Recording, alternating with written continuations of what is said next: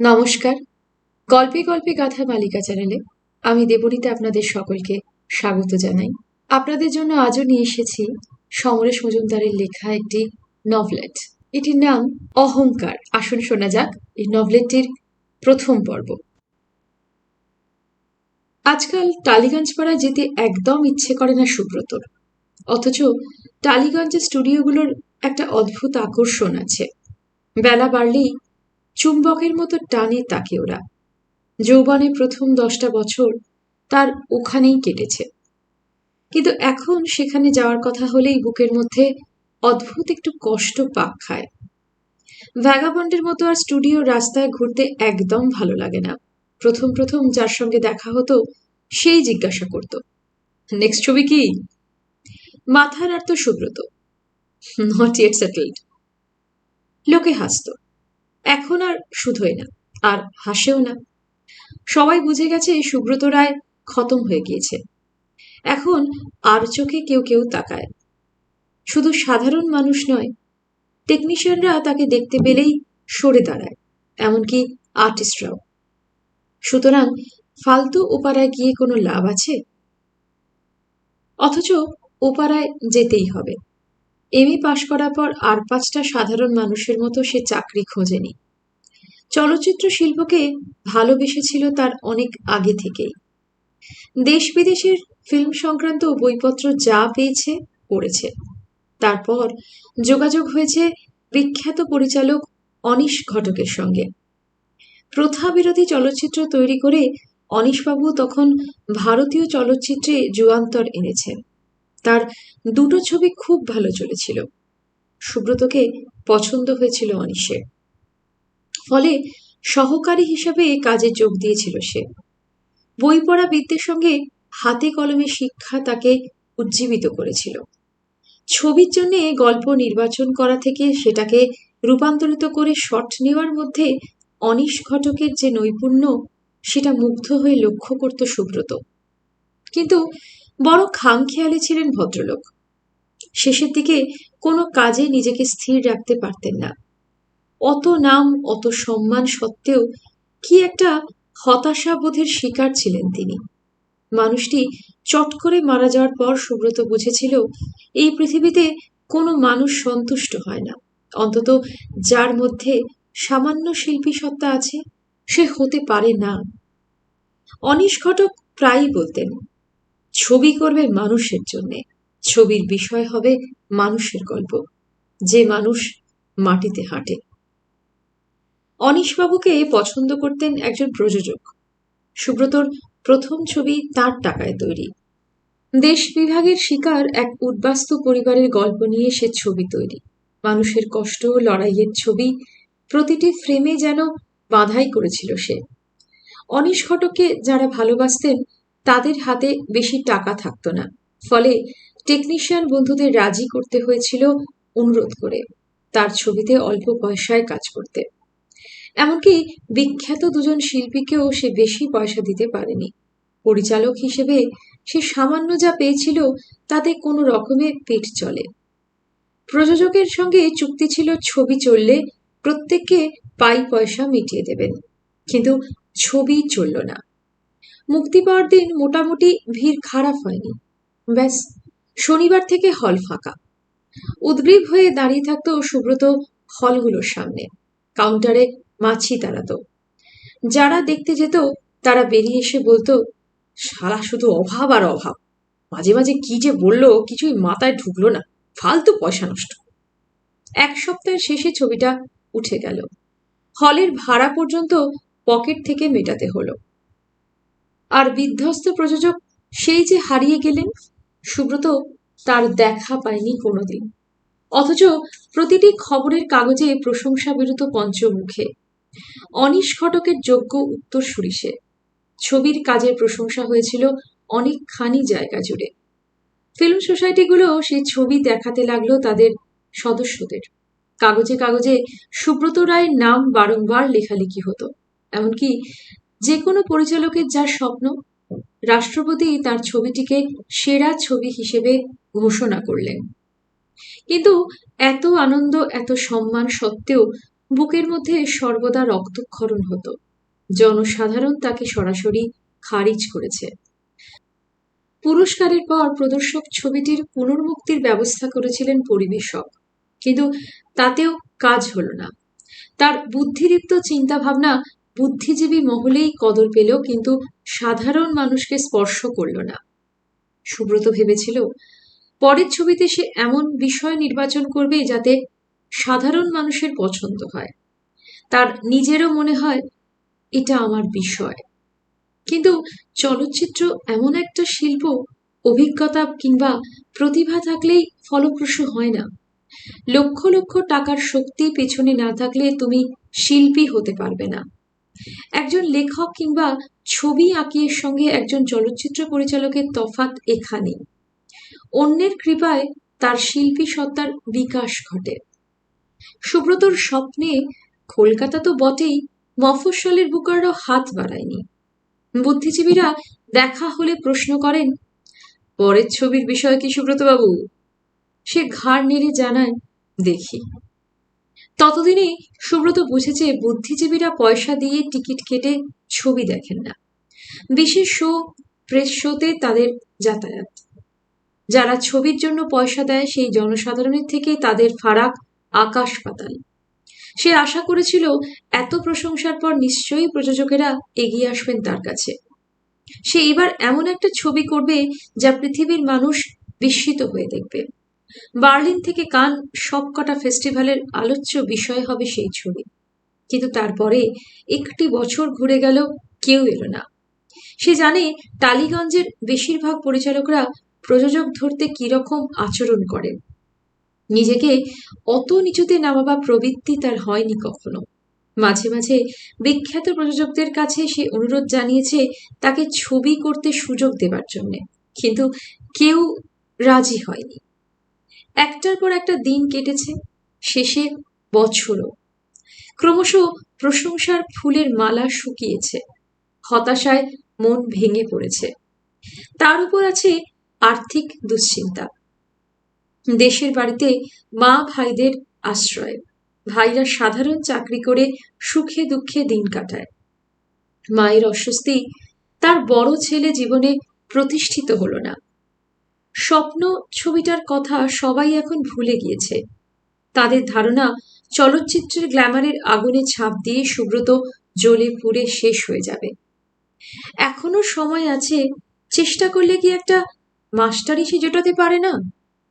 মাস্টারি না পাক, কমার্শিয়াল ফার্মে কিংবা খবরের কাগজে ফিল্ম সংক্রান্ত চাকরির চেষ্টা করলে হয়তো পেত সুব্রত। কিন্তু তাতে এতদিনের পরিশ্রম সব বৃথা হয়ে যাবে না? সে পরাজিত হয়ে যদি ফিরেই যায়, তাহলে এমএ পাশ করেই কেন চাকরি করেনি? তাছাড়া আর 5টা সাধারণ মানুষের মতো খেয়ে পড়ে চাকরি করে মরে যেতে কি সে পৃথিবীতে এসেছে? না, তার সম্ভব নয়।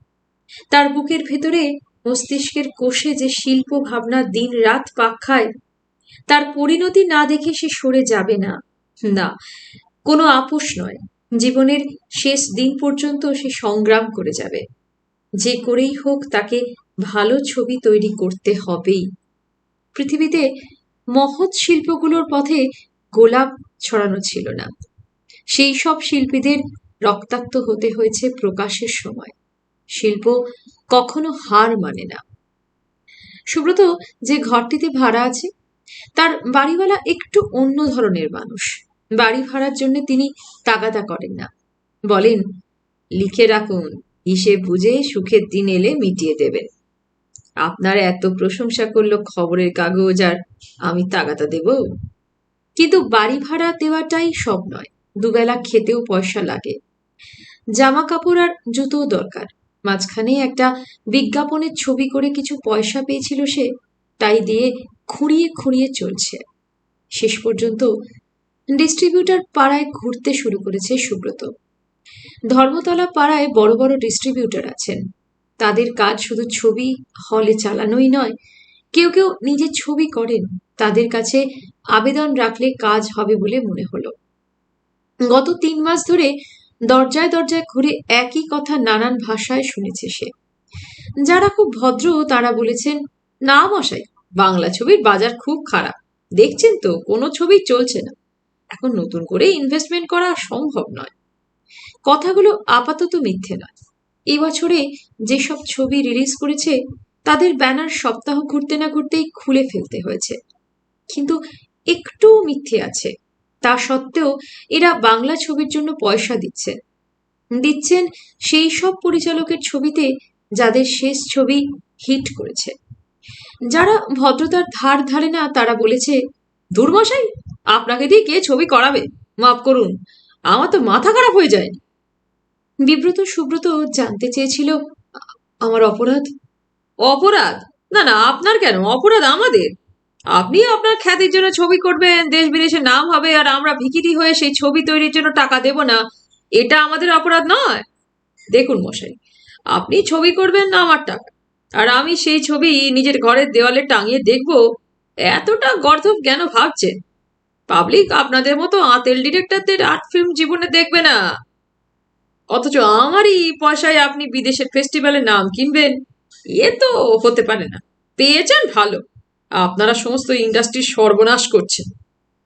সুব্রত বলতে চেষ্টা করলো, আপনি আগে থেকে কি করে বুঝলেন ছবি চলবে না? একটা ভাত টিপলেই বোঝা যায় সেদ্ধ হয়েছে কিনা। আপনার প্রথম ছবি তো খুব প্রশংসা পেয়েছে, তার প্রযোজকের অবস্থা কি? তার তো ভিটে মাটি চাটি হয়ে গিয়েছে। আপনি লিখে দিতে পারবেন যে আপনাকে দিয়ে ছবি করালে সেই ছবি পয়সা দেবে? একটু ইতস্তত না করে সুব্রত বলল, যেসব পরিচালকদের দিয়ে আপনারা ছবি করান তারা লিখে দিতে পারে আপনার সব কমার্শিয়াল ছবি হিট করে? করে না, কিন্তু তৈরি করার সময় পরিচালকের মতো আমারও মনে হয় করবে, টাকা ঢালতে তাই আমার সাহস থাকে। কিন্তু আপনাকে দিয়ে ছবি করবার আগেই জানি ওটা জলে গেল, তাহলে মিছিমিছি মাথা গলাতে যাবো কেন? নিজের টাকায় ছবি করে দেখুন, বুঝবেন কত ধানে কত চাল। ফিরে এসেছিল সুব্রত। তার যদি নিজের টাকা থাকতো তাহলে কি অন্যের কাছে হাত পাতত? কত মানুষ তো সোনার চামচ মুখে নিয়ে জন্মায়, তারা কি তাকে ছবির জন্য টাকা দিতে পারে না? এক বন্ধু বলেছিল, বর্ধমানে একজন বড়লোক ব্যবসায়ী আছেন, তার খুব শখ ছবি করা। এক সকালে গিয়ে দেখা করেছিল সে। লোকটা পেট ভরে খাইয়েছিল, তারপর বলেছিল, আমি মশাই একটা গপ্প ফেঁদেছি, সেইটাই করতে হবে। গপ্প শুনে চুপচাপ চলে এসেছিল সুব্রত। 50 বছর আগে কোনো বুদ্ধিমান পরিচালকও ওই গপ্পে ছবি করতেন না। ক্রমশ হতাশায় ভেঙে পড়ল সুব্রত। বন্ধু বান্ধবরা পয়সা না দিলে খাওয়া জোটে না, এই কথা তো স্পষ্ট। চলচ্চিত্র শিল্প এমন মাধ্যম যা অন্যের দয়ায় পালিত হয়। তার ক্ষেত্রে দয়া দেখাবার কেউ নেই। তাকে দেখলেই প্রযোজকরা গুটিয়ে যায়, ডিস্ট্রিবিউটররা মুখ ফেরায়। এমনকি যেসব ফিল্ম সোসাইটিগুলো এককালে তাকে নিয়ে মাতামাতি করত, তারাও আর কথা বলে না। স্রষ্টার পরিচয় তার সৃষ্টিতে। সেই সৃষ্টি যদি থেমে যায় তাহলে সে কিসের স্রষ্টা? একটা ছবি ভাঙিয়ে আর কতদিন চলবে? কফি হাউসের টেবিলে খুব কাছের বন্ধু ছাড়া অন্যরা আসে না। শেষ যে প্রযোজকের কাছে গিয়েছিল সুব্রত, তিনি বলেই দিলেন, মশাই, আপনি ফিল্ম না করে আমার বাড়িতে আসুন, বাইরের ঘরের দেওয়ালটা বেশ বড়, সেখানে ছবিটা এঁকে দিন, 100-5 টাকা দিতে পারি। আজকাল ঘরের দেওয়ালে দুর্বোধ্য ছবি থাকলে সোসাইটিতে প্রেস্টিজ বাড়ে। ক্রমশ সুব্রত আরো নরম হলো। ওর বয়স এখন বেশি নয়, সুদর্শন, শিক্ষিত এবং মার্জিত। ছবি করার বাসনা এখন রক্তে মিশে গিয়েছে। এই এমন নেশা যতই রক্ত ধো দূর হবে না, তার দ্বারা অন্য কাজও সম্ভব নয়। এখন একটার পর একটা হেনস্থা সহ্য করে সে প্রযোজক জোগাড় করার চেষ্টা চালিয়ে যাচ্ছে। সুব্রত দুটো জিনিস কিছুতেই বুঝতে পারে না। একজন পৃথিবী বিখ্যাত পরিচালক কলকাতায় আছেন, তার কোনো ছবি 3 সপ্তাহের বেশি চলে না, মফস্বলের লোক দেখতে চায় না। কিন্তু তিনি একটার পর একটা ছবি করে যাচ্ছেন বড় বাজেটে। তার কাছে প্রযোজকেরা যায় কেন? ওর কোনো ছবি তো টাকা পায় না এদেশে, অথচ বিদেশের বড় ফেস্টিভ্যালগুলোতে তার ছবি যায়। এখন জুরিও হন তিনি। কেউ কেউ বলে যে ভদ্রলোকের ছবির বাজার বিদেশে। সেখানে নাকি খুব বিক্রি হয় বলে প্রযোজক মার খায় না। বাংলা ভাষায় ছবি করে বিদেশে যার চল, তিনি যত বড় পরিচালক হন তার সম্পর্কে ধোঁয়াশা থেকে যায়। আর বুঝতে পারে না একদম নিম্নমানের বাণিজ্যিক ছবির পরিচালকদের। কলকাতায় ছবি চলল না, মফস্বলে মোটামুটি চলল, কিন্তু পরের ছবির প্রযোজক পেতে বিন্দুমাত্র অসুবিধে হয় না তাদের। কি কৌশল তারা জানেন সে জানে না। আজ যদি অনিশ ঘটক বেঁচে থাকতেন, তার কি অবস্থা হতো। গত 1 মাস ধরে সুব্রত ভেবেছে একটা ছবি করতে হবে যা সাধারণ মানুষ প্রসন্ন মনে দেখবে, যাকে বুদ্ধিজীবীরা প্রশংসা করবে, যেটা তৈরি করে তার নিজের তৃপ্তি হবে। সৎ ছবি কিংবা গুড ফিল্ম হিসেবে সেই ছবির প্রযোজক ভালো লাভ করে বলবেন, পরের ছবি করুন সুব্রত বাবু। সেটা কি ধরনের ছবি তাকে নিয়ে দিন রাত ভেবে যাচ্ছে সুব্রত, অথচ কোনো কুল কিনারা নেই। যদি কেউ তাকে একটা ফর্মুলা বলে দিত, না, বাজার চলতে মাথা মুন্ডহীন ফিল্ম নামক যাত্রা সে করতে পারবে না। জাত খুইয়ে বেঁচে থাকার চেয়ে মৃত্যু ঢের ভালো। বিছানায় শুয়ে 7-5 ভাবছিল সুব্রত। এখন বেশ বেলা হয়েছে। ঘুম থেকে উঠে নিচে নেমে মোড়ের দোকান থেকে একবার চা খেয়ে এসেছে। পকেটে এখন মাত্র 2 টাকা পড়ে আছে। সুদেষ্ণার সঙ্গে 3 দিন দেখা হয়নি। সুদেষ্ণা স্কুলে টেলিফোন করার জন্য 50টা পয়সা দরকার। 3 দিন আগে সে সুদেষ্ণাকে অনেক করে বুঝিয়েছে, আর নয়, এবার সুদেষ্ণা অন্য কাউকে বিয়ে করুক। তার সামনে কোনো উজ্জ্বল ভবিষ্যতের প্রত্যাশা নেই। এই হতাশার মধ্যে ডুবে থেকে সে আর ওকে জড়াতে চায় না। আগে এসব কথা শুনলে সুদেষ্ণা প্রতিবাদ করত, বলতো, ফিল্ম করতে হবেই এমন মাথার দিব্যি কে দিয়েছে তোমাকে? এত জানাশোনা যখন, তখন একটা চাকরি তুমি পাবেই। তখন বড় গলায় সে বলেছিল, চাকরি করার জন্য আমি জন্মাই। 3 দিন আগে সুদেষ্ণা কিছুই বলল না, চুপচাপ তার কথা শুনে গেল। যদি কেউ শুধুই শোনে এবং জবাব না দেয়, তাহলে অস্বস্তি হয়। সুব্রত জিজ্ঞাসা করেছিল, কিছু বলছো না যে? প্লিজ, এবার আমার কথা শোনো। সুদেষ্ণা ওর মুখের দিকে তাকিয়ে বলেছিল, তুমি ভেঙে পড়েছ সুব্রত। যে মানুষ ভেঙে পড়ে তার দ্বারা কোনো সৃষ্টি হয় না। মানছি, কিন্তু তুমি কেন আমার জন্য জীবনটা নষ্ট করবে? আমি তোমাকে খাওয়াতে পারবো না, স্বাচ্ছন্দ্য দিতে পারবো না, না, আর নয়। কিন্তু আমি তো চাকরি করি। সুব্রত মাথা নেড়েছিল। সে টাকায় আমি হাত দিতে পারবো না। কেন? আমি তোমার পাশে দাঁড়াতে পারবো না? পারো, কিন্তু তোমার পাশে দাঁড়াবার যোগ্যতা যখন আমি অর্জন করব তখনই। এখন যা অবস্থা দেখছি, ও জীবনে আর তা সম্ভব হবে বলে মনে হচ্ছে না। সুদেষ্ণা যাওয়ার আগে বলে গিয়েছিল 3 দিন বাদে দেখা করবে। এর মধ্যে পারলে সে যেন ফোন করে। ফোন করা হয়নি। কি হবে মিছিমিছি এই বন্ধনে সুতোটাকে জিইয়ে রেখে? সুদেষ্ণা, তোমাকে আমি ভালোবাসি, কিন্তু তার চেয়ে নিজের বাসনাটাকে অনেক বেশি। এ কথা তো আর মুখ ফুটে বলা যায় না ওকে। চারধারে যখন হতাশা, ঠিক তখন গতকাল একটা অদ্ভুত ঘটনা ঘটে গেল। ধর্মতলা স্ট্রিটের দোতলায় হরিপদ সাহার ডিস্ট্রিবিউশন অফিস। এককালে প্রচুর হিট ছবি করেছেন ভদ্রলোক, কিন্তু দুজন নামী পরিচালক ও শেষ 2টি ছবিকে প্রায় ডুবিয়ে দেওয়ায় এখন প্রযোজনা থেকে 7 হাত দূরে আছেন। 2টো চিত্রনাট্য বগলে নিয়ে সুব্রতর চেম্বারে গিয়ে শুনল, না মশাই, ছবি আমি করব না, কিন্তু আমি খুব আশা নিয়ে এসেছিলাম। আমি হতাশ হয়ে বসে আছি। তাছাড়া আপনার ওই কচকচে শুনলে আমার মাথা ধরে যাবে। অন্য জায়গায় যান। হরিপদবাবু ওঠার জন্য তৈরি হচ্ছিলেন। সুব্রত শেষ চেষ্টা করল। খুব ইন্টারেস্টিং সাবজেক্ট ছিল। এই সময় বাইরে বৃষ্টি নামল। হরিপদ বললেন, যা, হয়ে গেল। আমার বৃষ্টিতে ভেজা বারণ, কি করি? বলতে বলতে তাকালেন সুব্রতর দিকে। ঠিক আছে, বৃষ্টি বন্ধ হওয়া পর্যন্ত পড়ুন, বন্ধ হলেই আমি উঠব। দোনামোনা করে দ্বিতীয় চিত্রনাট্যটি শুরু করেছিল সুব্রত। প্রথমটিতে একটু বেশি কাজকর্ম আছে, হরিপদবাবুর ভালো লাগবে না। দ্বিতীয়টিতে আর যাই থাক, গল্পের টান আছে। সে প্রার্থনা করতে লাগলো যাতে বৃষ্টিটা না থামে। চেয়ারের শরীর এলিয়ে হরিপদবাবু প্রথম দিকে শুনছিলেন, তারপরে সোজা হয়ে বসলেন। একসময় সুব্রত আর চোখে জানলা দিয়ে দেখলো বৃষ্টিটা থেমে গেছে, কিন্তু সে পড়া চালিয়ে যেতে লাগলো। শেষ হওয়ার পর হরিপদবাবু জিজ্ঞাসা করলেন, কার গপ্প? আমারই। প্রত্যেকে ঝেড়েছেন? মানে? না ঝেড়ে তো পরিচালকেরা এমন। যাক, ওই চিত্রনাট্য এবার পুড়িয়ে ফেলুন। সে কি?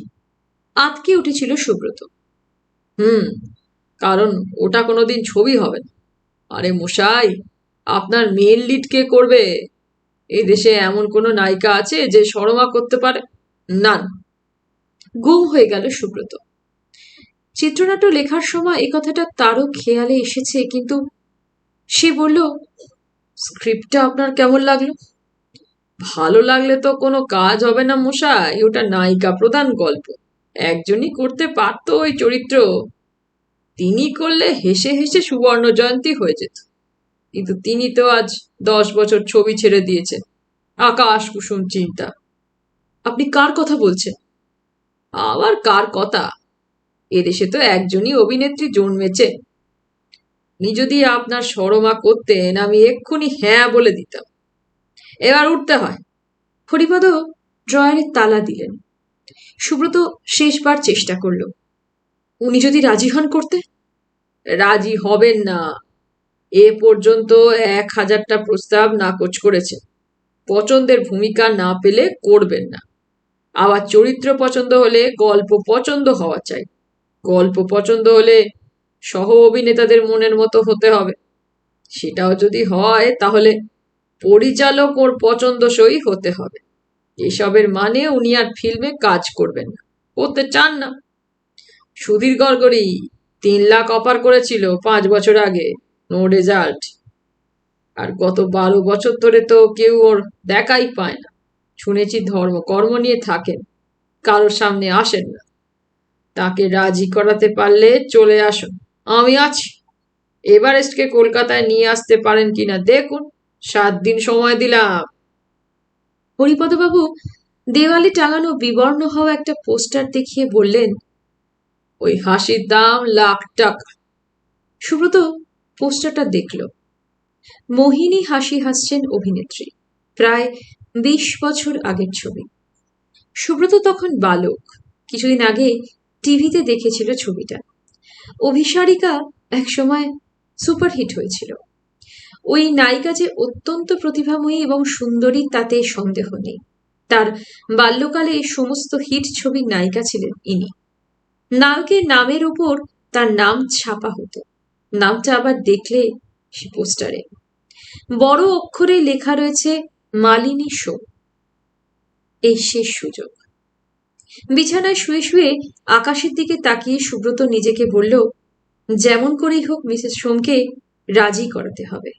হরিপদবাবু কথা দিয়েছেন, ম্যাডাম রাজি হলেই উনি টাকা দেবেন। টালিগঞ্জে এখন একজনই ম্যাডাম। যদিও গত 10 বছরে তিনি নতুন ছবি করেননি, 12 বছর তাকে দেখা যায়নি কোথাও, তবু এই শিল্পের সঙ্গে জড়িত মানুষ মনে করে তিনি এলেই ছবি সুপারহিট হবে। প্রায় 20 বছর ধরে বাংলাদেশের তরুণদের মনে যে ভদ্রমহিলা রোম্যান্টিসিজম সঞ্চারিত করেছেন, তিনি কিন্তু আশ্চর্যজনকভাবে নীরব। তার প্রমাণ তো কাল বিকেলেই পেয়েছে সুব্রত। আলিপুরের সেই বিরাট কম্পাউন্ডওয়ালা বাড়ির গেটেই তাকে আটকে দিল দারোয়ান। অ্যাপয়েন্টমেন্ট করা না থাকলে কাউকে ঢুকতে দেওয়া নিষেধ আছে। অনেক অনুনয় বিনয়েও কাজ হয়নি। তারপর অন্তত 5বার টেলিফোন করেছে সে। প্রত্যেকবার একটি পরিচারিকা রিসিভার তুলে জিজ্ঞাসা করে, কে বলছেন? নিজের নাম বলতেই প্রয়োজন জানতে চায়। তারপরেই কট করে শব্দ, লাইন বিচ্ছিন্ন। পাগলের মতো হয়ে গিয়েছিল। এক ভদ্রমহিলা খাস কলকাতায় বাস করেন, অথচ তার সঙ্গে দেখা করার কোনো উপায় নেই। দুপুরে স্টুডিও পাড়ার এক বন্ধু বলেছিল, ভাই তুমি মন্ত্রীর সঙ্গেও দেখা করতে পারো অপরিচিত হলেও, কিন্তু ম্যাডাম সোম নো চান্স। সুব্রত উঠে বসল। এটাই তার শেষ সুযোগ। যেমন করেই হোক এই ভদ্রমহিলার কাছে পৌঁছতে হবে। একবার মুখোমুখি হলে সে ওকে রাজি না করিয়ে ছাড়বে না। টেবিল থেকে খামটা তুলে নিয়ে স্টিল ছবিগুলো সামনে সাজালো সুব্রত। আজ থেকে ২০-২৫ বছর আগে তোলা ছবি। অপূর্ব সুন্দরী মহিলা, হাসলে পাগল হয়ে যেতে হয়। কিন্তু সেই সঙ্গে একটা তীব্র ব্যক্তিত্ব চোখ ধাঁধিয়ে দেয়। আজকের অভিনেত্রীরা ওর কণামাত্র অর্জন করেনি। তার চিত্রনাট্যের প্রধান চরিত্রের সঙ্গে এই মহিলার প্রচণ্ড মিল। হরিপদবাবু ঠিকই বলেছেন, এই মহিলাই একমাত্র ওই চরিত্র করতে পারেন। কিন্তু কিভাবে করাবে সেটাই মাথায় আসছিল না। গত দিনটা খুব ব্যস্ততায় কেটেছিল সুব্রতর। স্টুডিও পাড়ায় শুনেছিল ম্যাডাম খুব ভোরে অন্ধকার থাকতে বাড়ি থেকে বেরিয়ে দক্ষিণেশ্বর মন্দিরে মাকে প্রণাম করতে যান, আবার রাস্তায় লোক হবার আগেই নিজের দুর্গে ফিরে আসেন। অতএব ওকে ধরবার ওটাই সুযোগ। রাত থাকতেই সুব্রত হাজির হয়েছিল আলিপুরে, কিন্তু গেট খুলল না, ম্যাডাম বের হলেন না। দিনের আলো ফুটে গেলে একটা লোক দুটো খবরের কাগজ গেটের গায়ে বক্সে রেখে চলে যাচ্ছিল। সঙ্গে সঙ্গে সুব্রতর মাথায় আইডিয়াটা এসে গেল। লোকটাকে ধরে কাগজ দুটোর নাম জেনে নিল সে। একটা বাংলা, অন্যটা ইংরেজি। বাড়ি ফিরে চোখে পড়ার মতো বিজ্ঞাপন তৈরি করল সে। আমি আপনার সাক্ষাৎ প্রার্থী। টেলিফোন এবং দারোয়ান ফিরিয়ে দিচ্ছে। বিষয় চলচ্চিত্র। দায় প্রাণের। প্রতিভাময়ী বলে নির্দয়া হবেন কেন? এরপরে বাড়িওয়ালার টেলিফোন নম্বর লিখল সে। মনে হয়েছিল নজরে পড়লে ভদ্রমহিলা নিশ্চয়ই বুঝতে পারবেন ওটি তারই উদ্দেশ্যে ছাপা। কিন্তু বিজ্ঞাপন ছাপতে টাকা দরকার। কোনো খবরের কাগজ তার মুখ দেখে ওটা ছাপবে না। প্রথমে হরিপদ সাহার মুখ মনে পড়ল তার। সকালে চেম্বারে গিয়ে দেখল বেশ ভিড়। অনেকগুলো হিট ছবি আছে ওর হেফাজতে, পুরনো দিনের ছবি। সেগুলো নিতে আসে মফস্বলের হলগুলো। ওকে দেখে হরিপদবাবু বিরক্ত হলেন। কি ব্যাপার, আবার কি চাই? এক ঘর লোকের সামনে কথা বলতে অস্বস্তি হচ্ছিল। তবু সুব্রত বলল, একটা জরুরি দরকার, আপনার সঙ্গে আলাদা কথা বলতে পারলে ভালো হতো। আলাদা ফালাদা কথা বলার সময় নেই আমার। আপনাকে তো বলেই দিয়েছি ওর ছবি হবে না, হতে পারে না। তাছাড়া আমার এখন ছবি করার কোনো ইচ্ছেই নেই। কিন্তু সেদিন যে বলেছিলেন। কি বলেছিলাম? ছবি করব?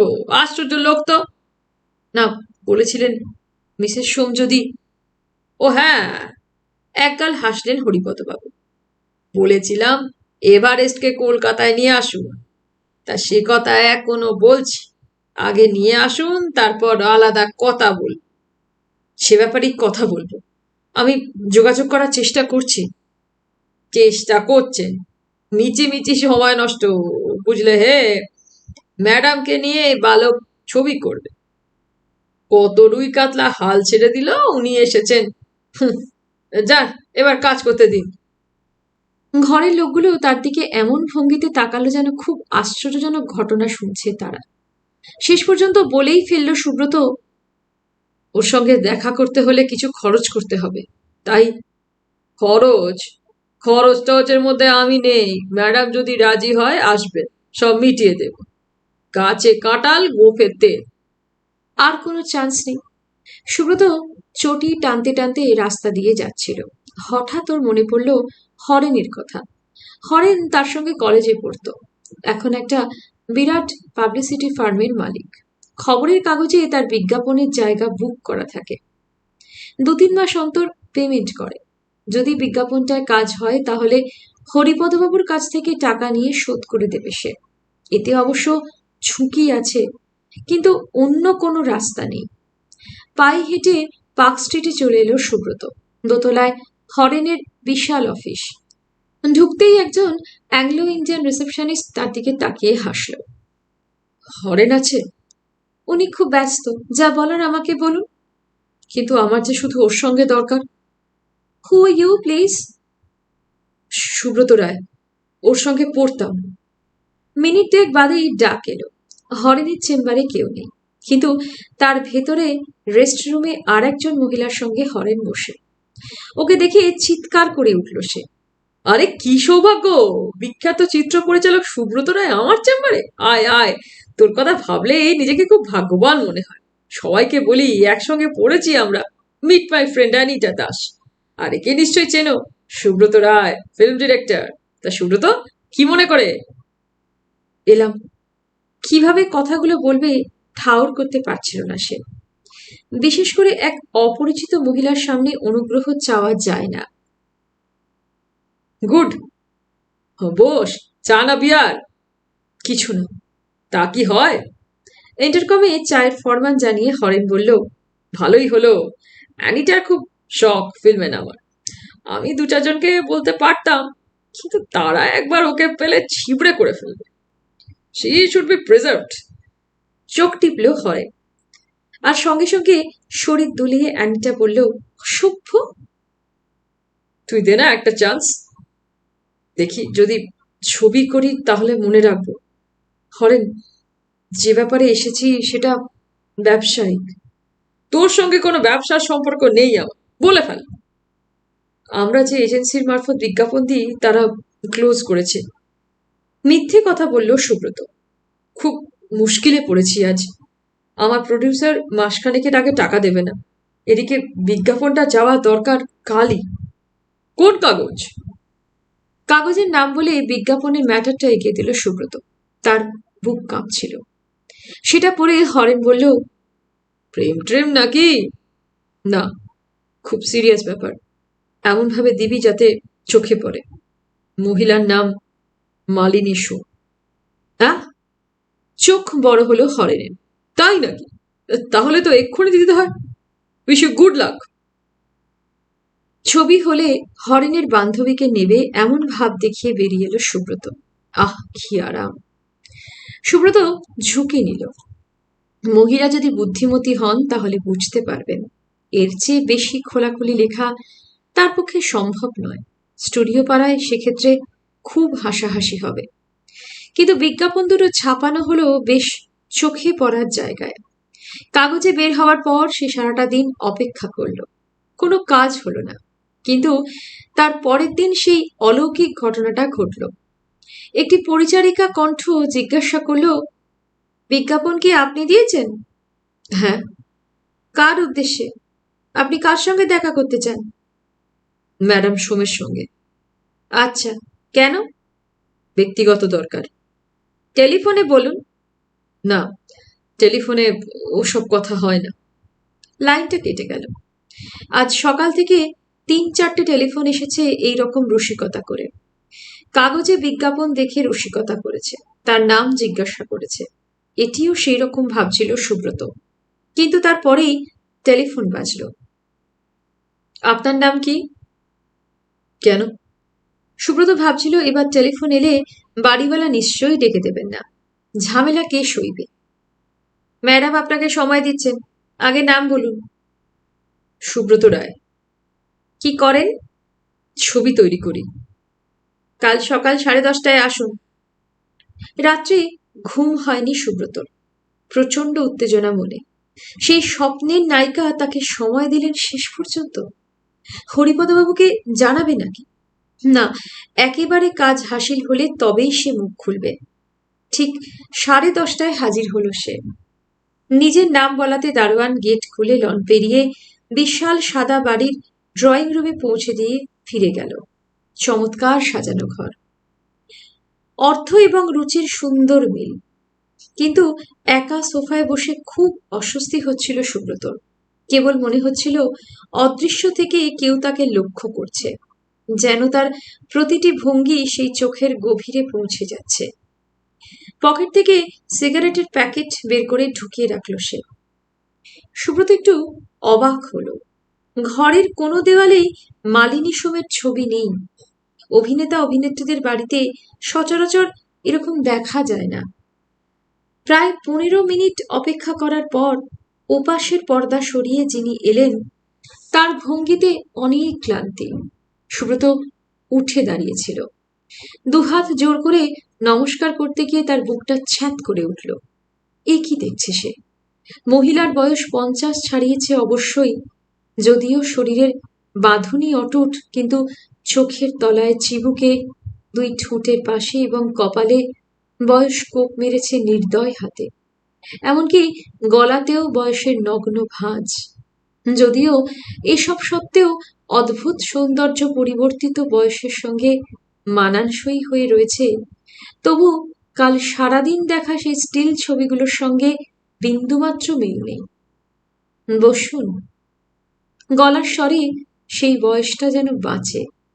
শুধু কণ্ঠেই সুব্রত বসেছিল, তার বুক থেকে ততক্ষণে সব উত্তেজনা মিলিয়ে গেছে।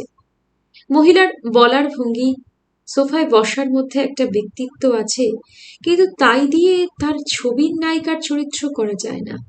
তার চরিত্রটির বয়স ৩৭, বয়স যাকে স্পর্শ করেনি, সুন্দরী এবং ব্যক্তিত্বময়ী। এই চরিত্রে একে মানায় না, কিছুতেই না।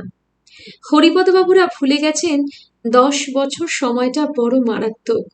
সময়ের উই জীর্ণ করে দিয়েছে মহিলাকে, অথচ ওদের মনে সেই পুরনো ছবিটা বেঁচে আছে। মালিনী সোম এতক্ষণ লক্ষ্য করছিলেন সুব্রতকে।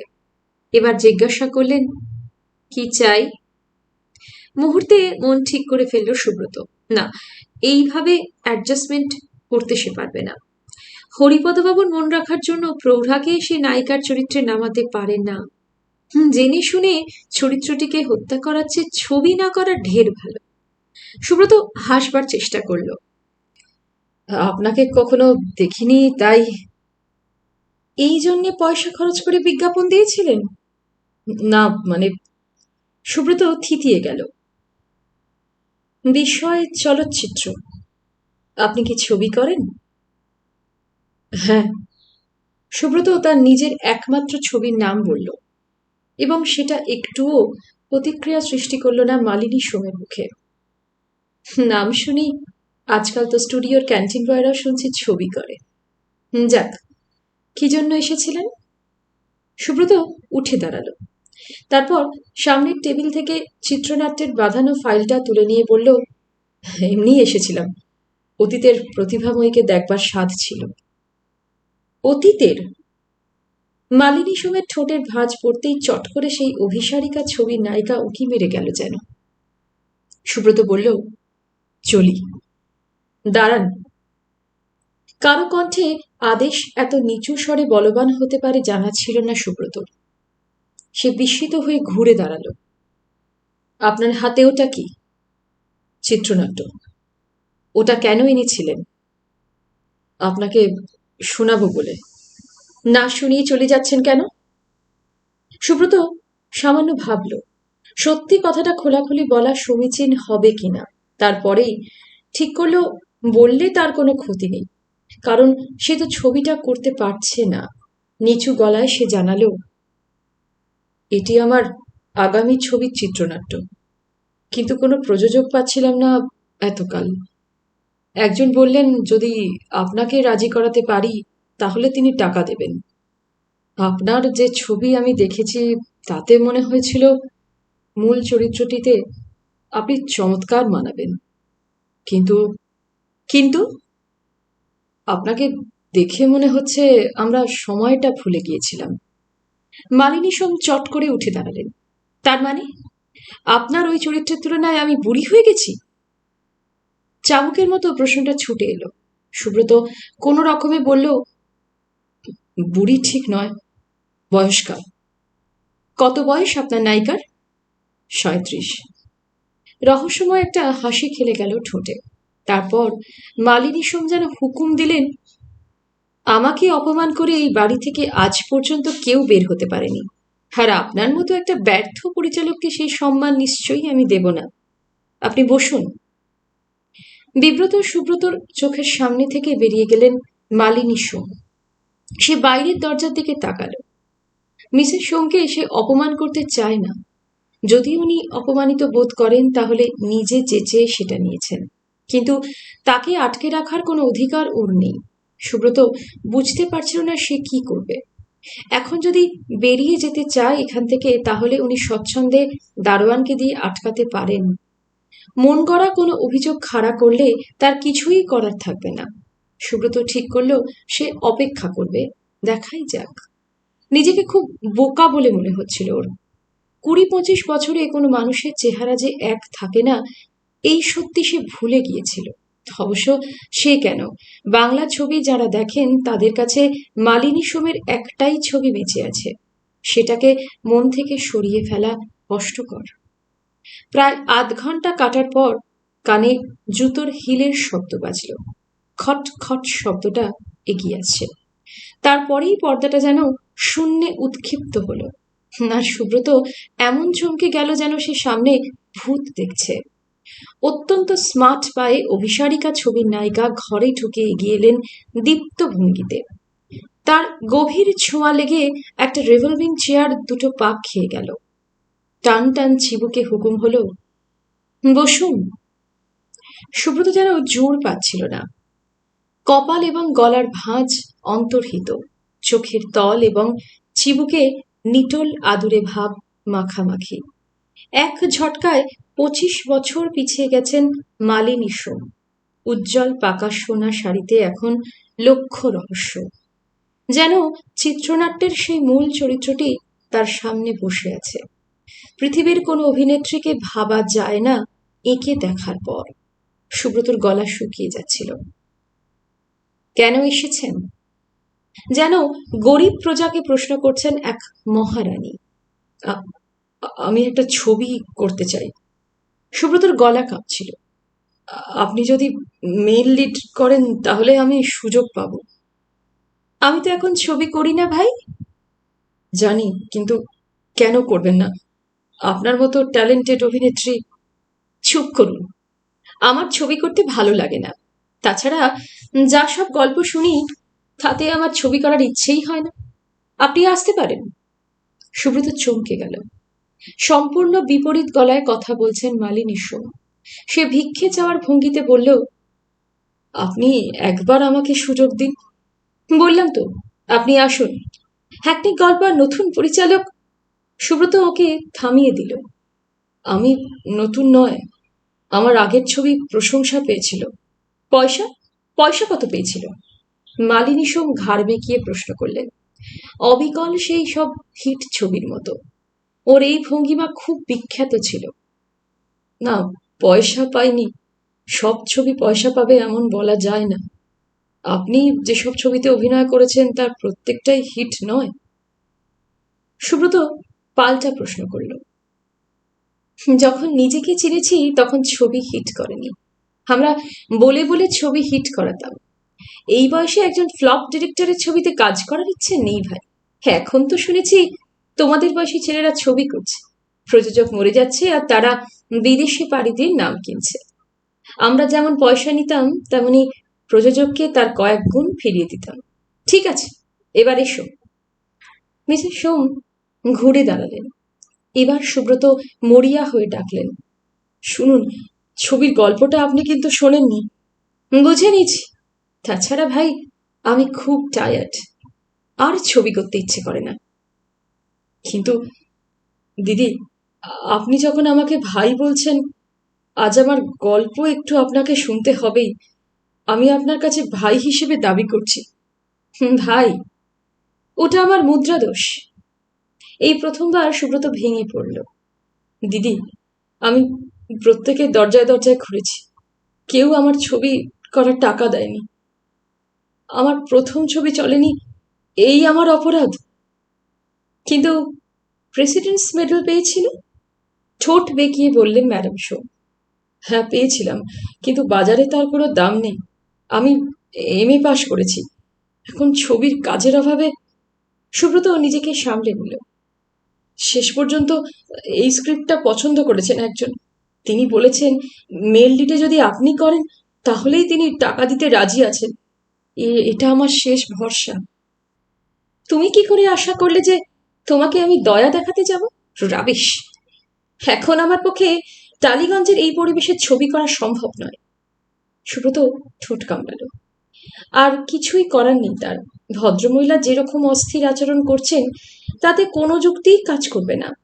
সে বলল, তবে কি আমাকে বুঝতে হবে আপনার অভিনয় প্রতিভা আজ মৃত, তাই আপনি ক্যামেরার সামনে আসতে ভয় পাচ্ছেন? চাবুকের মতো মুখটা ফিরল। তার মানে আমি যা বলেছি সেটা আপনি বুঝতে পেরেছেন? কথাটা বলেই চিত্রনাট্যের ফাইল তুলে নিয়ে সুব্রত দরজার দিকে পা বাড়ালো। তখনই ম্যাডাম সোম বললেন, শোনো, তুমি আমাকে কি ভাবো? আমার খারাপ লাগছে, দুঃখ প্রকাশ ছাড়া কিছু করার নেই। What do you mean? চাপা এবং উত্তেজিত গলায় প্রশ্নটা ছিটকে উঠল। সুব্রত হেসে ফেলল। আপনি মিছিমিছি আমায় ফিরিয়ে দিচ্ছেন। অন্তত ভদ্রতা করেও এই স্ক্রিপ্টটা আপনার শোনা উচিত ছিল। একটা গাল ফুলে উঠল জিভের চাপে। সামান্য চিন্তা। তারপর ম্যাডাম সোম বললেন, অনেক বছর পরে কেউ আমাকে মুখের ওপর এভাবে কথা বলতে পারল। ঠিক আছে, আমি পড়ব তোমার স্ক্রিপ্টটা। জানি মিছিমিছি সময় নষ্ট করা এবং আজকালকার নতুন ছেলেরা কি ধরনের স্ক্রিপ্ট করে তার একটা আন্দাজ করা যাবে। ওটা রেখে যাও। এটা রেখে যাব? হঠাৎ যেন অনন্ত সমুদ্রে কোনায় এক টুকরো সবুজের ইশারা মিলল। আমি এক কথা দুবার বলা পছন্দ করি না। সুব্রত বুঝতে পারছিল না ভদ্রমহিলার মতলবটা কি। জীবনে অনেক মানুষের সংস্পর্শে এসেছে সে, কিন্তু এমন ব্যক্তিত্ব আর নজরে পড়েনি।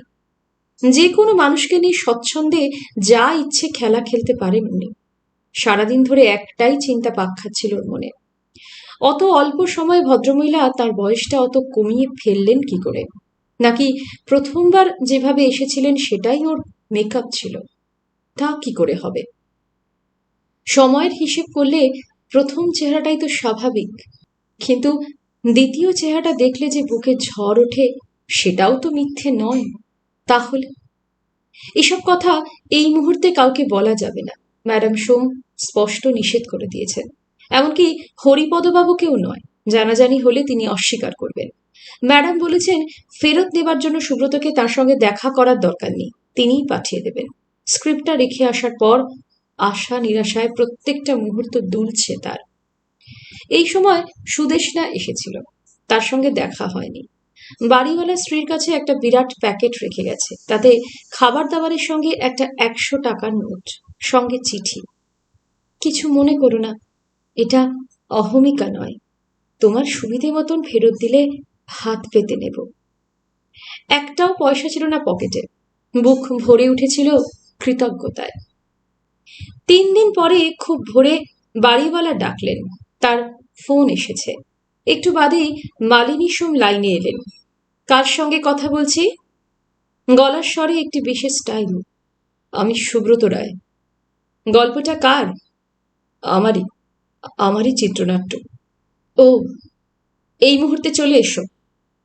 লাইনটা কেটে যেতেই লাফিয়ে উঠল সুব্রত। ঈশ্বর, তুমি তাহলে আছো। 45 মিনিটের মধ্যে সুসজ্জিত ড্রয়িং রুমে পৌঁছে গেল সে। আজ সদর দরজায় কোনো বাধা পায়নি সে। দারোয়ান আগের থেকেই অবহিত ছিল। মিনিট 15 অপেক্ষা করার পর মালিনী সোমের দেখা পাওয়া গেল, সেই সুন্দর বেশে। এই গল্পে তুমি ছবি করবে? আমার সেরকমই ইচ্ছে। চিত্রনাট্যের 40 ভাগ ফেলে দিতে হবে। নির্মম কণ্ঠস্বর। ফেলে দিতে হবে? সুব্রত হতভম্ব। হ্যাঁ, কিছু হয়নি। গল্পটার নায়িকাকে নিয়ে, তার সুখ দুঃখ এবং সংগ্রামের গল্প, সেটাই আরো বাড়াতে হবে। তপনের ব্যক্তিগত ঘটনাগুলোর কোনো প্রয়োজন নেই। পুরো ছবিটাই সরমার প্রেফারেন্সে হওয়া দরকার, নইলে আমার করার কোনো প্রশ্নই ওঠে না। ম্যাডাম সোম এবার সিগারেট ধরালেন। এই প্রথম ওকে সিগারেট খেতে দেখল সুব্রত, কিন্তু দুবার ধোঁয়া গলায় যাওয়া মাত্র প্রবল কাশি এলো। সঙ্গে সঙ্গে মহিলার মুখে যন্ত্রণার ছাপ ফুটে উঠল এবং সেই মুহূর্তে সুন্দর মেকআপের আড়াল থেকে একজন যন্ত্রণাকাতর মানুষের মুখ উঁকি দিল। কিন্তু খুব দ্রুত সামলে নিয়ে ম্যাডাম বললেন, সরি, কিছু মনে করো না। আপনি কি অসুস্থ? সুব্রত উদ্বিগ্ন গলায় জিজ্ঞাসা করল। না, কে বলল আমি অসুস্থ? আমি ঠিক আছি। তুমি রাজি? একটু ভাবতে হবে। তার মানে আমি অভিনয় করব, তুমি বলছো ভাবতে হবে? দেখুন, ছবিটা আমি করব, ভেবেছি আমি। আমার ভাগ্যটাকে আপনি উল্টো পাল্টা করে দিচ্ছেন, একটু সময় তো লাগবেই। কিন্তু আমি সময় দিতে পারবো না। তোমাকে এই মুহূর্তে সিদ্ধান্ত নিতে হবে। আপনি অযথা চাপ দিচ্ছেন আমার ওপর। অযথা? না, অযথা নয় সুব্রত। তুমি পরে বুঝবে এতে তোমার ছবি আরো ভালো হবে। সুব্রত হাত নাড়ল। ঠিক আছে, মেনে নিলাম। আমি সরমার পার্সপেক্টিভে চিত্রনাট্য শেষ করব, কিন্তু আমি যা করতে বলবো তাই আপনাকে শুনতে হবে। তার মানে? চিত্রনাট্য একবার ফাইনাল হয়ে গেলে সেটাই অনুসরণ করতে হবে। ঠোঁট কামড়ে মাথা নাড়লেন মালিনী সোম। তাকে চিন্তিত দেখাচ্ছিল। তারপর একটু হেসে বললেন, অল্প বয়সে তুমি বেশ শক্ত কথা বলতে পারো তো। ঠিক আছে, এটা একটা ভালো গুণ। ওয়েল, এবার অন্য কথা বলি। তোমার ছবিতে অভিনয় করব, কিন্তু আমার কয়েকটা শর্ত আছে। এগুলো তোমাদের মানতে হবে। কি ধরনের শর্ত? তোমার প্রডিউসারের নাম কি? হরিপদ সাহা। কপালে ভাঁজ পড়ল মালিনী সোমের। হরিপদ? শিক্ষিত। তারপর হেসে ফেললেন। হাসলে ওর সুন্দর দাঁত এখনো ঝকমকিয়ে ওঠে। কি আর করা যাবে, এদের নিয়েই তো বাংলা ফিল্ম চিরকাল চলেছে। হরিপদ তোমার এই স্ক্রিপ্ট শুনেছে? হ্যাঁ, উনি আপনার কথা বলেছেন। আমার সঙ্গে তোমার যে কথা হয়েছিল তা ওকে বলেছ? আপনি নিষেধ করেছিলেন। এই ছবি করার ইচ্ছে হরিপদ নেই, তাই তোমাকে আমার কথা বলেছে। সে জানে আমি কখনোই ছবি করব না। তোমাকে কাটাতে এই অস্ত্র সে প্রয়োগ করেছে। তোমার এই গল্পে প্রেমের প্যানপ্যানানি নেই, গাছ ধরে গান নেই। এই হরিপদর ভালো লাগতে পারে না, but I will do it. যাক, শর্তগুলো হলো, আমি যে আবার ছবিতে কাজ করছি এটা তোমরা রিলিজের আগে পাবলিকলি জানাতে পারবে না। কোনো স্টিল যেন কোথাও ছাপা না হয়। মাথা নাড়ল সুব্রত। কিন্তু তা কি করে সম্ভব? আপনি শুটিং করতে গেলেই লোকে সে কথা জেনে যাবে। চিত্র সাংবাদিকরা তো এরকম খবর লুফে নেবেন। আর আপনি ছবিতে কাজ করছেন এটা জানতে পারলে ছবির কদর বেড়ে যাবে। সেটা পরে জানালেও একই রিয়াকশন হবে। ফিল্মের কাগজগুলো নিজেদের সোর্সে যা ইচ্ছে লিখুক, তাতে আমার কিছু যায় আসে না। কিন্তু শুটিং এর কোনো ছবি যেন নাও ছাপতে পারে। সেটা না দেখলে পাবলিক ভাবে গুজব। আমি চাই তোমরা এই ব্যাপারে সম্পূর্ণ সাইলেন্ট থাকবে। ওকে? সুব্রত ঘাড় নাড়ল। এমন খবর ছাপলে জোর পাবলিসিটি হতো হয়তো, কিন্তু রিলিজের সময় পাবলিক জানলে কম হবে না, এই কথাও সত্যি। মালিনী সোম বললেন, দ্বিতীয় শর্ত, আমার শুটিং এর সময় বাইরে কোনো লোক থাকবে না। শুটিং এর বাইরে আমার সঙ্গে তুমি ছাড়া যেন কেউ কথা না বলে। This is important. ঠিক আছে। ঠিক 1.5 মাসের মধ্যে শুটিং শেষ করতে হবে। 2 মাসের মধ্যে ডাবিং। এর বেশি একদিনও আমি সময় দিতে পারবো না। 2 মাস? গলা শুকিয়ে গেল আবার সুব্রত। আমার পুরো টাকাটা অ্যাডভান্স দিতে হবে। এতদিন পরে ছবি করছি যখন, তখন আমার 2.5 লাখ চাই। 2.5 লাখ? চোখ কপালে উঠল সুব্রতর। ইয়েস, টাকাটা তোমরা রিলিজের আগে হাউস থেকে অ্যাডভান্স পেয়ে যাবে আমার নাম ভাঙিয়ে। আমি একটা অল টাইম রেকর্ড করে যেতে চাই বাংলা ফিল্ম ইন্ডাস্ট্রিতে। অ্যান্ড লাস্ট পয়েন্ট হলো, স্ক্রিপ্ট আমার পছন্দ মতো না হওয়া পর্যন্ত আমি শুটিং করব না। যাও, তোমার প্রডিউসারের সঙ্গে কথা বলে আজ বিকেলে এসে আমাকে ফাইনাল জানিয়ে যাবে। সুব্রত উঠল। এর চেয়ে উনি যদি পারবো না বলতেন তাহলে ঢের ভালো হতো। কোনো প্রযোজক এইসব শর্তে রাজি হবে না। না শব্দটাকে ঘুরিয়ে জানিয়ে দিলেন ম্যাডাম শো। 2.5 লাখ একটা আর্টিস্টকে দেওয়ার কথা কোনো টালিগঞ্জের প্রযোজক কল্পনা করতে পারে না। চলে যাওয়ার আগে এসে জিজ্ঞাসা করল, কিছু মনে করবেন না, আপনি কেন রাজি হলেন? তার মানে? ঘাড় কাত করে সেই হিট ছবির নায়িকার ভঙ্গিতে তাকালেন তিনি। মানে, এতকাল সবাইকে ফিরিয়ে দিয়েছিলেন। হো, চরিত্রটা পছন্দ হয়েছে আমার। ইনফ্যাক্ট জীবনের শেষ ছবিটা আমি এরকম কিছু চাইছিলাম। But it needs change. Okay? পায়ে জোর ছিল না এক ফোঁটা। সুব্রত ধর্মতলা স্ট্রিটে হরিপদবাবুর অফিসে যখন পৌঁছল, তখন সেখানে অনেক লোক। হরিপদ সাহা প্রথমে আমলই দিচ্ছিলেন না। শেষে তাকে জিজ্ঞাসা করলেন, কি ব্যাপার, আবার কি মনে করে? কথা ছিল। কথা কথা আর কি থাকবে, আমি তো আপনাকে বলেই দিয়েছি, তিনি যদি করেন আমি আছি, নইলে নেই। তিনি আছেন? আছেন মানে? হাঁ হয়ে গেলেন হরিপদ সাহা। করবেন? আহ! সে কি, সত্যি? দাঁড়িয়ে গেলেন হরিপদবাবু। ঠাট্টা করছেন না তো? তাতে আমার লাভ? ও, বলুন বলুন, হ্যাঁ আপনি তো দেখছি ম্যাজিক করতে পারেন। এখানে বলা যাবে না। ও, আবার তাই তো, বেশ, এ ঘরে আসুন। উপস্থিত ভদ্রলোকদের কোনো কিছু না বলে হরিপদ সাহা পাশের ঘরের দিকে পা বাড়ালেন। তার পরনে সিল্কের পাঞ্জাবি আর ফিকে ফিকে ধুতি। পাশের ঘরে মুখোমুখি হলে হরিপদবাবু উত্তেজিত হয়ে জিজ্ঞাসা করলেন, কি ব্যাপার বলুন, ম্যাডাম সোমের দেখা পেয়েছেন? সুব্রত একে একে সব ঘটনা খুলে পড়ল। 2.5 লাখ? আঁতকে উঠলেন হরিপদ। মাথা খারাপ নাকি? ছবির বাজেট যদি 5 হয় তো ওকে 2.5 লাখ দেওয়া যাবে কি করে? জানি না, ওটা আপনার চিন্তা, আপনার কথা আমি রেখেছি। 2.5 lakh? No publicity, no visitor, only 2 মাস সময়, খ্যাপা, 10 বছর ছবি করেনি, মাথাটা ঠিক আছে মনে হলো? আমার চেয়ে ঠিক। হুম, না, সম্ভব নয়, 2.5 লাখ কাউকে দেওয়া সম্ভব নয়। আমি তাহলে না বলে দেব? পেটের ছেলে পড়ে যাচ্ছে নাকি? 2 দিন সময় দিন ভাবতে। সময় দেওয়া চলবে না, আজ বিকেলেই ওকে জানাতে হবে। আজ বিকেলে? এই যে মিলিটারির বাবা! চোখ বন্ধ করে বিড়বিড় করলেন হরিপদ। প্রায় 8 লাখের ধাক্কা 2 মাসের মধ্যে ঢালতে হবে, অসম্ভব, পারবো না। আর্টিস্ট হুকুম করবে, আমাকে সেই মতো চলতে হবে। হরিপদ সাহা ঘর থেকে বেরিয়ে আবার দলে মিশলেন।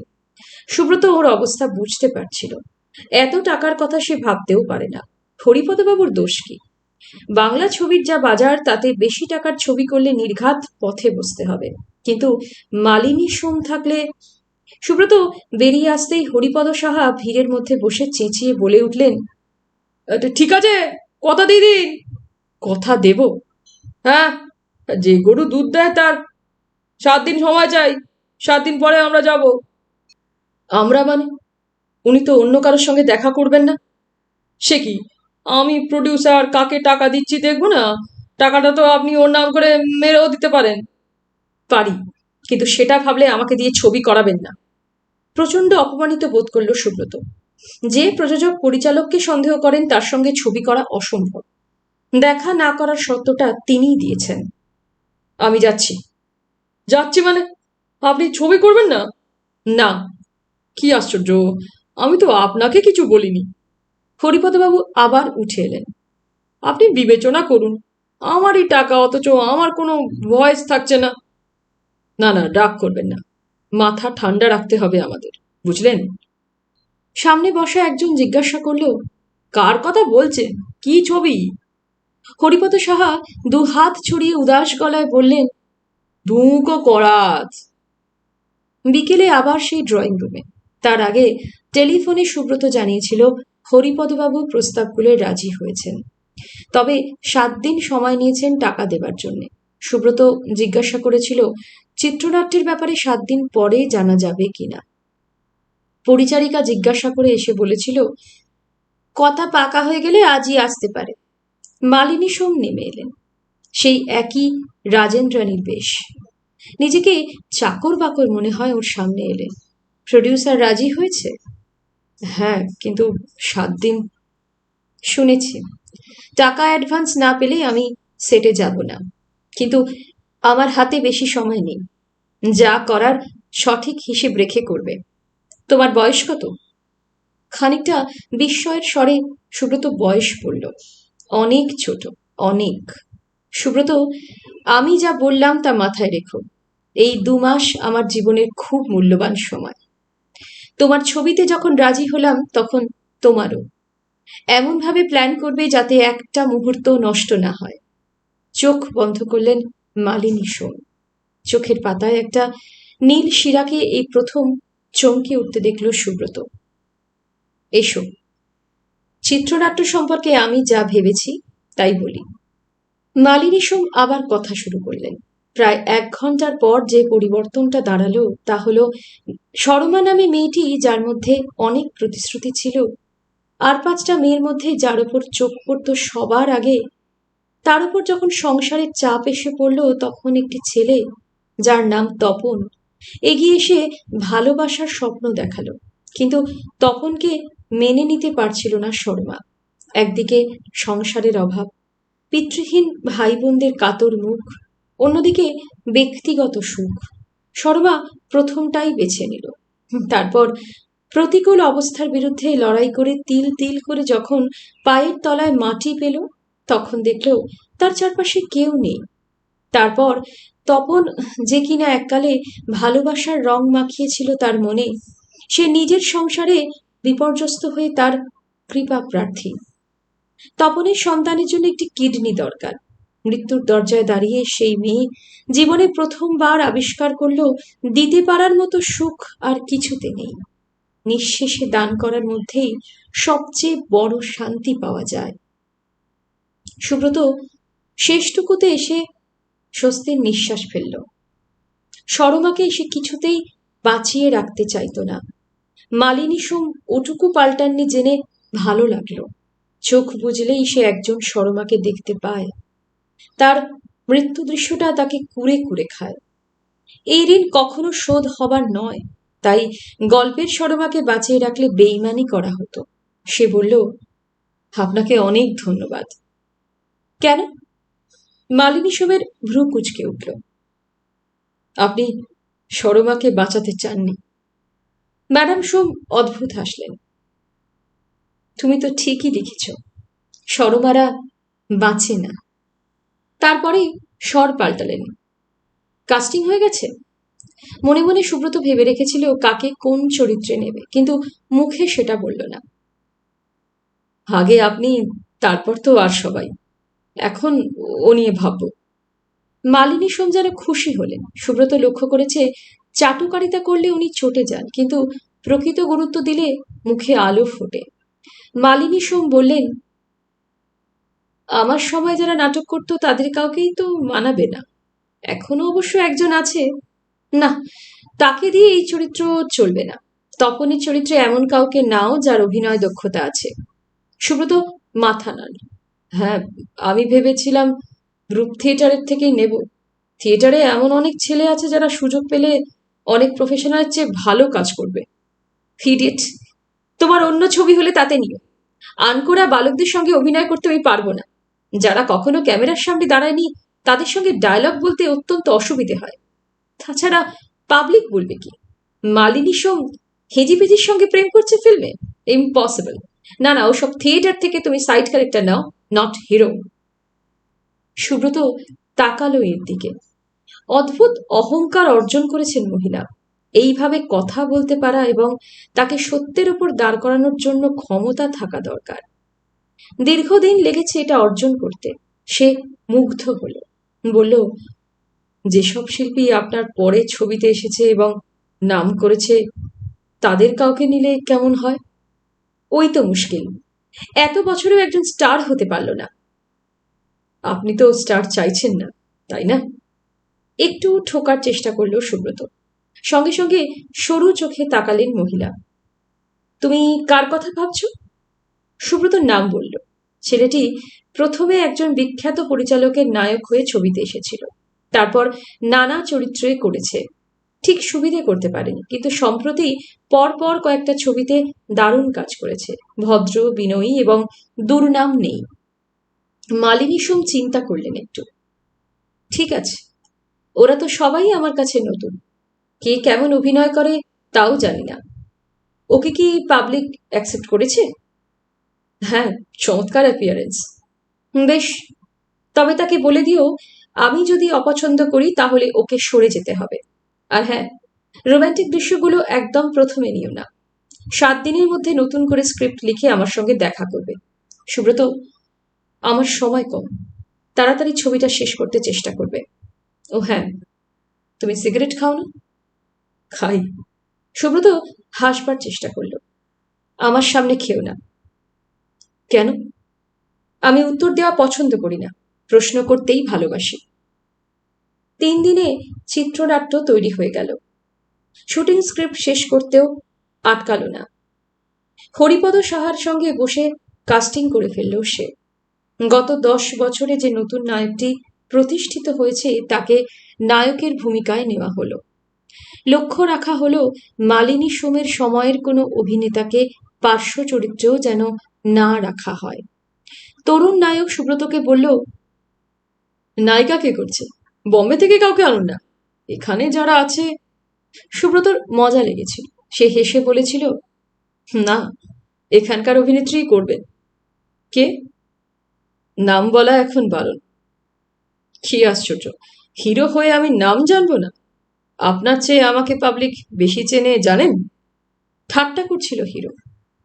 জানি, তবে ছবিটার পরিচালক আমি। আজকের মতো শেষ করছি সমরেশ মজুমদারের লেখা এই নভেলেট অহংকারের প্রথম পর্ব। কেমন লাগছে জানাবেন। যদি ভালো লাগে লাইকটি অবশ্যই করবেন, আর আমার পাঠ করা অন্যান্য গল্প উপন্যাসগুলো কাইন্ডলি শুনে দেখতে পারেন। ভালো থাকবেন, ধন্যবাদ।